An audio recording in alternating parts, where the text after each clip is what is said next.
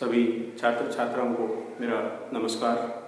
प्रिय विद्यार्थियों, 12th class का जो आज अपने व्याकरण का टॉपिक ले रहे हैं वो टॉपिक है भाषा, व्याकरण एवं लिपि का परिचय। और इससे संबंधित परीक्षा में 2 प्रश्न पूछे जाते हैं 2 अंक के। आज हम इसी टॉपिक पर चर्चा करेंगे। पहले हम भाषा के बारे में जानेंगे कि भाषा क्या होती है, भाषा किसे कहते हैं। भाषा शब्द जो है उसकी व्युत्पत्ति कहां से हुई। भाषा शब्द संस्कृत के भाष धातु से बना है।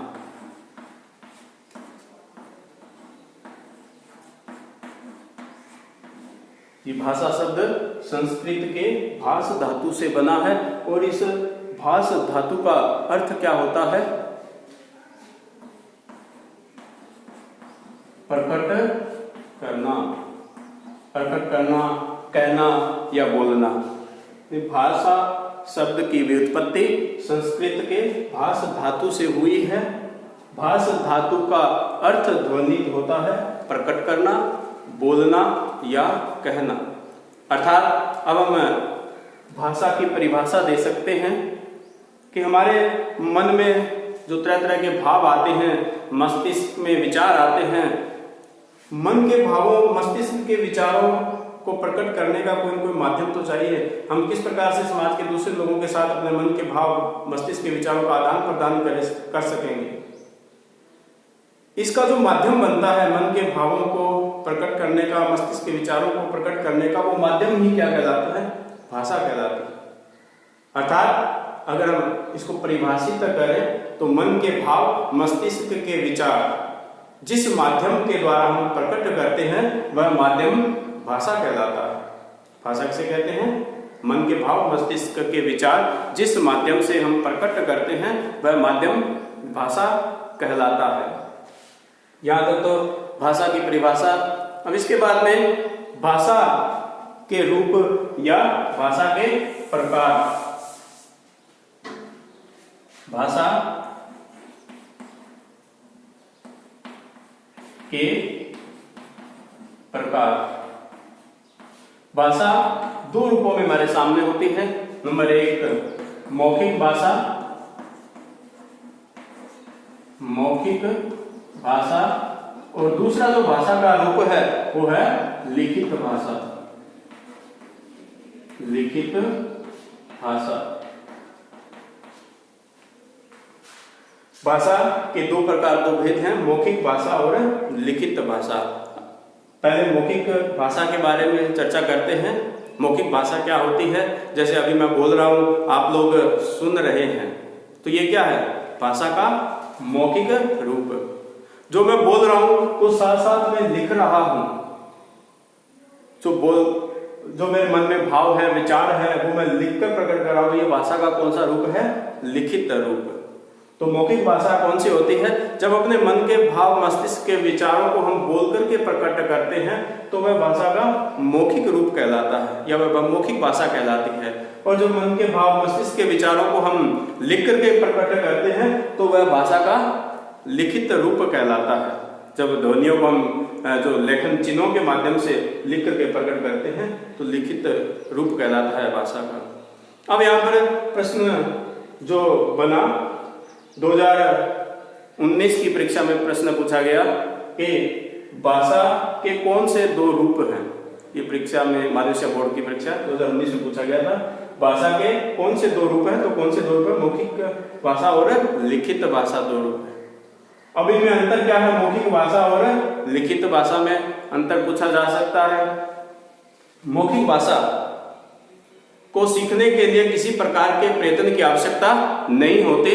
बच्चा जन्म से ही जिस प्रकार के वातावरण में रहता है, जिस प्रकार से उसके परिवार की जो बोली होती है, भाषा होती है, वह उनसे संपर्क के द्वारा, उनसे व्यवहार के द्वारा अपने आप सीख लेता है। जबकि लिखित भाषा जो है उसको प्रयत्न पूर्वक हमें सीखना पड़ता है, उसकी वर्तनी को सीखना पड़ता है, उसके लेखन चिन्ह को जानना पड़ता है, उसी के द्वारा हम फिर भाषा लिख सकते हैं, उन लेखन चिन्हों के द्वारा। तो मौखिक भाषा और लिखित भाषा में ये मुख्य अंतर हुआ। मौखिक भाषा है उसको हमें सीखने के लिए किसी प्रकार के प्रयत्न की आवश्यकता नहीं पड़ती, जबकि लिखित भाषा को सीखने के लिए हमें प्रयत्न करने पड़ते हैं, उसके जो लेखन चिन्ह हैं उनकी जानकारी हमें प्राप्त करनी पड़ती है, तभी हम लिखित भाषा सीख सकते हैं। ये यहाँ पर मौखिक भाषा और लिखित भाषा में अंतर स्पष्ट हुआ। अब भाषा का महत्व क्या है? भाषा का महत्व,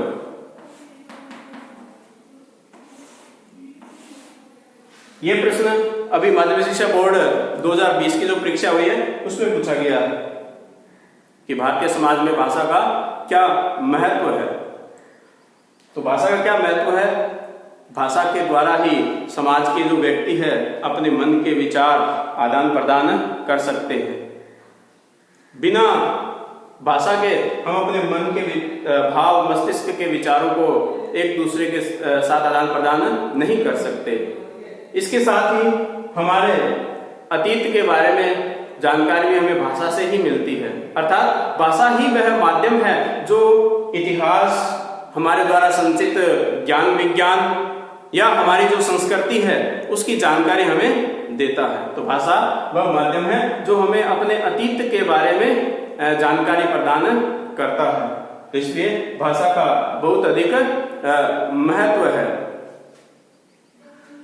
अब भाषा के बाद एक शब्द आता है बोली, क्योंकि खड़ी बोली हिंदी के बारे में जब हम पढ़ेंगे तो हम ये पढ़ेंगे कि जो खड़ी बोली हिंदी है वर्तमान में वह कई बोलियों के मिश्रण से बनी हुई और उसी का ही भाग है ये खड़ी बोली हिंदी। अब बोली किसे कहते हैं? भाषा और बोली दोनों एक नहीं है, दोनों में अंतर है। भाषा है वह बोली से ही बनती है, अर्थात भाषा का प्रारंभिक रूप बोली होता है और वह जब विस्तृत क्षेत्र में बोली जाने लगती है, वह परिष्कृत होने लगती है, उसका व्याकरण बनने लगता है, उसमें साहित्य लिखा जाने लगता है, तो वह भाषा बन जाती है। बोली किसे कहते हैं? भाषा के सीमित क्षेत्र को जो स्थानीय रूप में विकसित होती है उसे बोली कहते हैं। भाषा का सीमित क्षेत्र जो स्थानीय भाषा के रूप में विकसित होता है उसे बोली कहते हैं, अर्थात भाषा के स्थानीय रूप को बोली कहा जाता है। बोली और भाषा में अंतर। भाषा और बोली में अंतर। तो बोली को परिभाषित किया, भाषा और बोली में अंतर, और यह प्रश्न माध्यमिक शिक्षा बोर्ड की 2019 की परीक्षा में पूछा गया, भाषा और बोली में क्या अंतर है। देखो, बोली का क्षेत्र अभी मैंने बताया सीमित होता है, यह भाषा का अविकसित रूप होता है बोली, जबकि भाषा का क्षेत्र विस्तृत होता है। पहला अंतर क्या हुआ? बोली का क्षेत्र सीमित होता है, यह भाषा का अविकसित रूप होता है, जबकि भाषा का क्षेत्र विस्तृत होता है। बोली का कोई व्याकरण नहीं होता, जबकि भाषा का अपना व्याकरण होता है। बोली में साहित्य नहीं लिखा जाता, जबकि भाषा में साहित्य लिखा जाता है। बोली का अपना शब्दकोश भी नहीं होता, जबकि भाषा का अपना शब्दकोश होता है। तो ये मुख्य अंतर भाषा और बोली में। इसके बाद हम जानेंगे कि हिंदी जो खड़ी बोली है उसमें 18 बोलियां सम्मिलित हैं। वो 18 बोलियां कौन कौन सी है उन्हीं का परिचय हम अब पढ़ेंगे।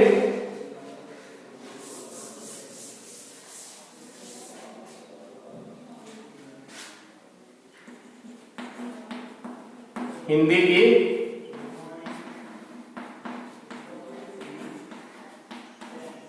बोलियों का परिचय। इन बोलियों को हमने 5 उपभागों में बांट रखा है। अब वो 5 उपभाग कौन कौन से हैं? पहला जो उपभाग है वो है पूर्वी हिंदी, दूसरा पश्चिमी हिंदी, तीसरा राजस्थानी, चौथा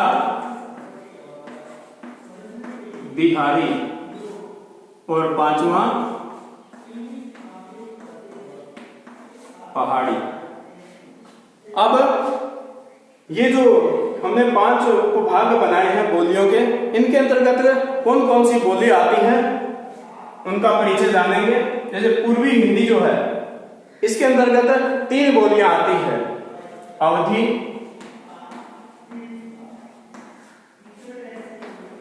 बघेली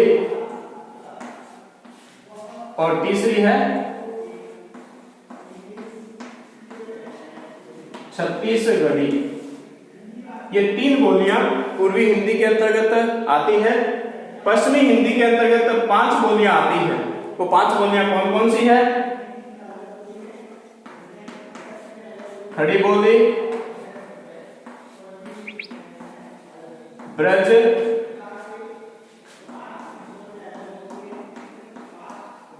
बांगरू, बुंदेली और कन्नौजी। ये 5 बोलियां पश्चिमी हिंदी के अंतर्गत आती है। खड़ी बोली, ब्रज, बांगरू, खड़ी बोली को कोरवी भी कहते हैं और बांगरू को हरियाणवी भी कहते हैं, बुंदेली और कन्नौजी। इसके बाद आते हैं राजस्थानी। राजस्थानी के अंतर्गत जो बोलियां आती हैं वो हैं मारवाड़ी, मेवाड़ी, मेवाती और हाड़ौती।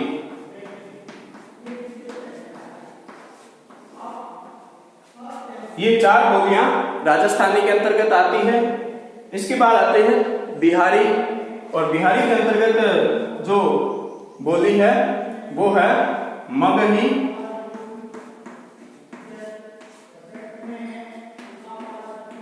मैथिली और भोजपुरी। मगही, मैथिली और भोजपुरी, ये 3 बोलियां बिहारी उपभाग के अंतर्गत आती है। और पहाड़ी के अंतर्गत आती है 3 बोलियां, जिसमें है गढ़वाली, कुमाऊनी और मंडियाली।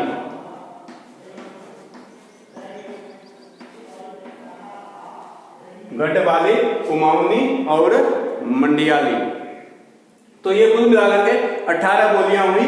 पूर्वी हिंदी के अंतर्गत 3 बोली, पश्चिमी हिंदी के अंतर्गत 5 बोली 8, राजस्थानी के अंतर्गत 4 बोली 12, बिहारी के अंतर्गत 3 बोली 15 और पहाड़ी के अंतर्गत 3 बोलियां 18। इन 18 बोलियों के मिश्रित रूप से जो खड़ी बोली हिंदी बनी, उसी को हमारे संविधान में 14 सितंबर 1949 को राजभाषा घोषित किया गया। इसके बाद हम भाषा के बाद जो टॉपिक लेंगे, ये तो अपने भाषा क्लियर हुई। भाषा किसे कहते हैं, भाषा की परिभाषा, भाषा के 2 रूप हमने पढ़े, भाषा का महत्व पढ़ा और बोली की परिभाषा पढ़ी, भाषा और बोली में अंतर पढ़ा और हिंदी, खड़ी बोली हिंदी की जो बोलियां हैं उन बोलियों का परिचय पढ़ा।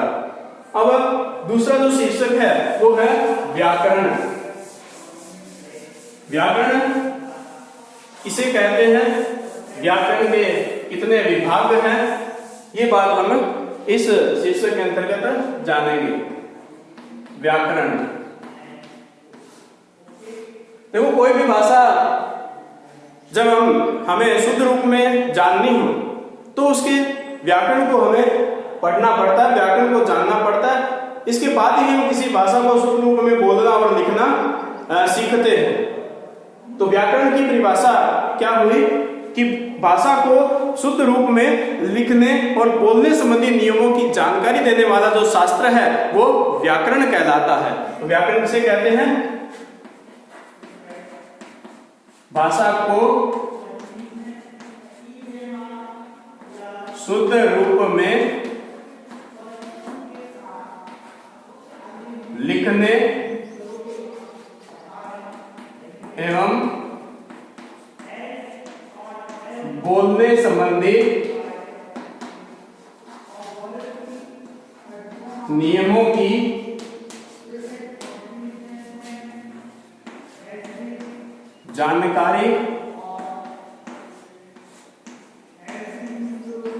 देने वाला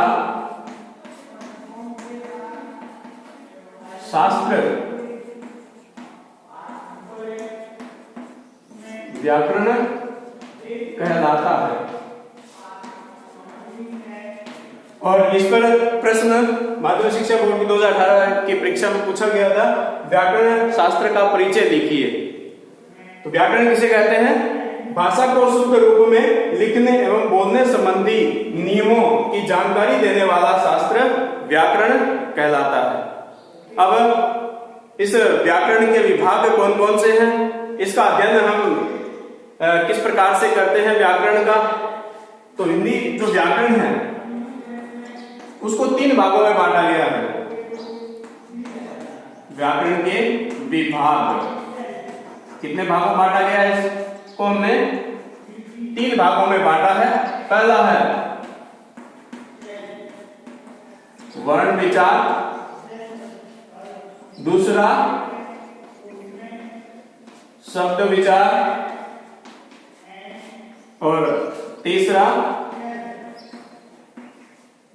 वाक्य विचार। इन 3 विभागों के अंतर्गत हम पूरी व्याकरण पढ़ते हैं। वर्ण विचार में वर्ण कुल कितने होते हैं, कितने भागों में बांटा गया, उनका उच्चारण स्थान क्या है और वर्ण कहते किसे हैं, ये सभी हम वर्ण विचार में पढ़ेंगे। वर्णों से शब्द कैसे बनते हैं, शब्द की उत्पत्ति कैसे होती है, पर्यायवाची शब्द है, तत्सम शब्द है, संदेश शब्द है आदि है, ये सभी हम शब्द विचार में पढ़ते हैं। और शब्दों के साथ में उनको वाक्य कहते हैं और वाक्य किस प्रकार से बनते हैं इसकी जानकारी हम वाक्य विचार में प्राप्त करते हैं। तो ये आपके पाठ्यक्रम के अनुसार केवल इसमें आपके 2 प्रश्न महत्वपूर्ण है। एक तो भाषा जो व्याकरण है उसकी परिभाषा और व्याकरण के विभाग अर्थात व्याकरण को कितने भागों में बांटा गया है। अब तीसरा जो है वो है लिपि, क्योंकि किसी भी भाषा को लिखने के लिए उसके जो लेखन चिन्ह हैं उनका प्रयोग किया जाता है। लिपि के माध्यम से ही हम किसी भाषा को लिखते हैं। तो लिपि किसे कहते हैं?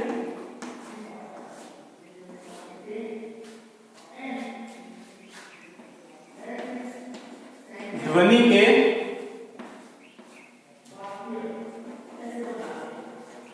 लिखित रूप को लिपि कहते हैं।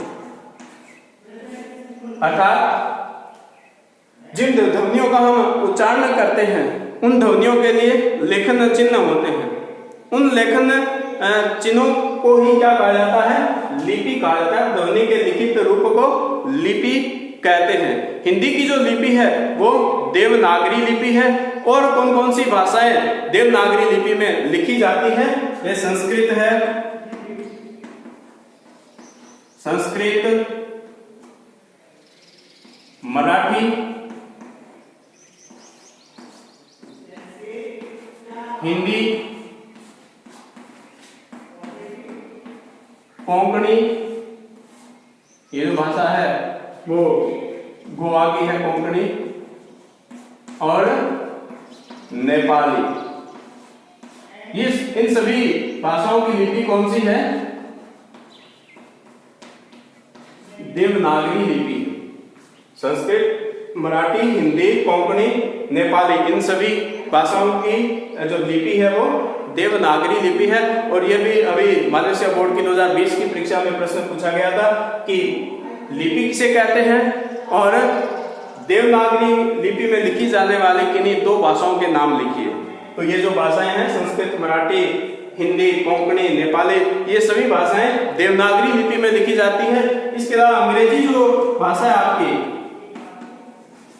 वो रोमन लिपि में लिखी जाती है। रोमन। पंजाबी जो है वो गुरुमुखी लिपि में लिखी जाती है। इसी तरह से उर्दू है वो फारसी लिपि में लिखी जाती है, जिनका भी थोड़ा आप ध्यान रखें। या आपके लिपि का परिचय पूरा हो। लिपि ध्वनि के लिखित जो रूप है उसको लिपि कहते हैं। संस्कृत, मराठी, हिंदी, कोंकणी, नेपाली आदि की जो लिपि है देवनागरी लिपि है। अंग्रेजी की रोमन, पंजाबी की गुरुमुखी और उर्दू की फारसी लिपि होती है। अब हिंदी का जो मानक रूप है हिंदी व्याकरण का, वो थोड़ा सा एक बार और देखें आप।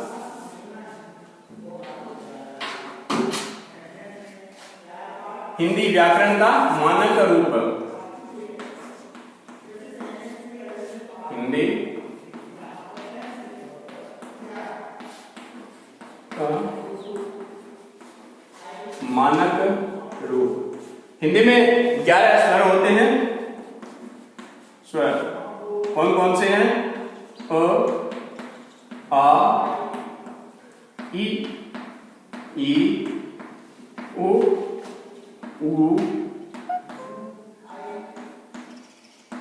रि, ए, ऐ, ओ,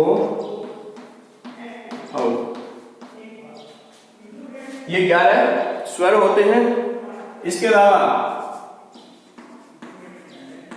अनुस्वार,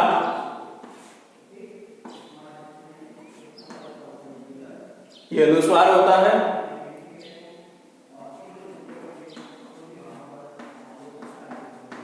अनुनासिक या जिसको चंद्र बिंदु भी कहते हैं, ये चंद्र बिंदु होता है। इसके अलावा व्यंजन,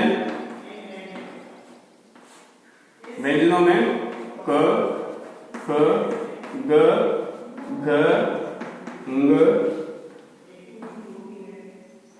च, छ, ज, झ, ञ, ट, ठ,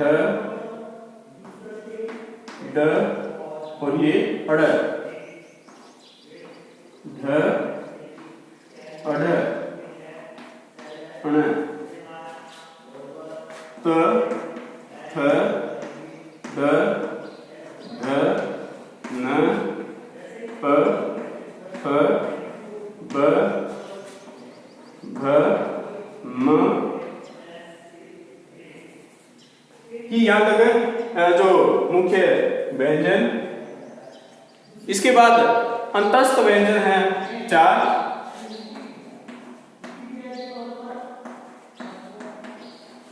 अंतस्थ व्यंजन कौन कौन से हैं? य, र, ल, व। ये 4 अंतस्थ व्यंजन है। उसके बाद में 4 ऊष्म व्यंजन है। ऊष्म व्यंजन, ऊष्म व्यंजन कौन कौन से हैं? स,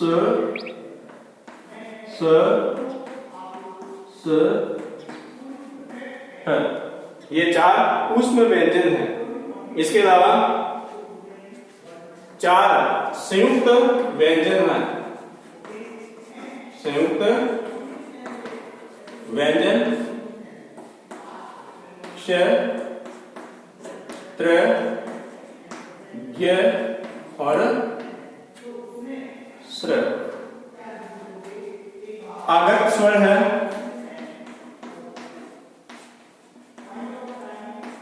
आगत स्वर कौन कौन से हैं? ओ,